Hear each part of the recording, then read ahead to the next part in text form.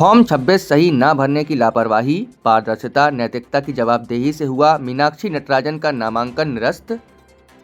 राजनीति हमेशा पारदर्शिता, नैतिकता और जनता के प्रति जवाबदेही का अभिन्न अंग रही है। वहीं कांग्रेस पार्टी सत्ता के लिए कुछ भी कर गुजरने को तैयार दिखती है। आज के घटनाक्रम ने यह साबित कर दिया कि कांग्रेस द्वारा सत्ता हासिल करने का कोई भी रास्ता जायज है, चाहे उसमें नियमों की अनदेखी ही क्यों न करनी पड़े।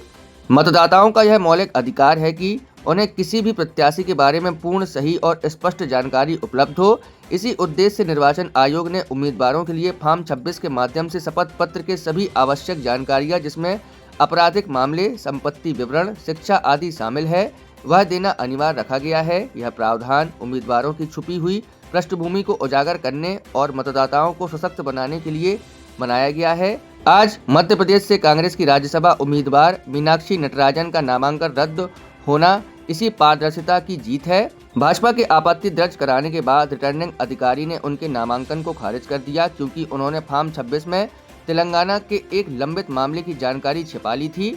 मीनाक्षी नटराजन का नामांकन रद्द होना इसलिए भी उचित और आवश्यक प्रतीत होता है, क्योंकि वे वही नेता हैं जिन्होंने तेलंगाना के कांग्रेस नेता, जिन पर महिला शोषण के गंभीर आरोप लगे थे, उनका बचाव किया था।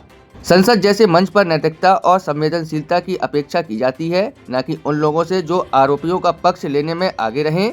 कांग्रेस लोकतंत्र और पारदर्शिता की बात करती आई है, लेकिन जब सवाल अपने उम्मीदवारों के छुपे हुए मामलों का आता है तो वह निर्वाचन आयोग पर आरोप लगाने लगती है। नामांकन रद्द होने के बाद कांग्रेसी नेता द्वारा चुनाव आयोग के बाहर प्रदर्शन करना इसी मानसिकता को दर्शाता है, जबकि सच्चाई यह है कि फॉर्म 26 में जानकारी छिपाना सुप्रीम कोर्ट के दिशा निर्देशों का उल्लंघन है और बीजेपी की ओर से पारदर्शिता सुनिश्चित करने की यह पहल लोकतंत्र को मजबूत करती है। जब उम्मीदवार अपनी पृष्ठभूमि छिपाते हैं तो मतदाता धोखे का शिकार होते हैं।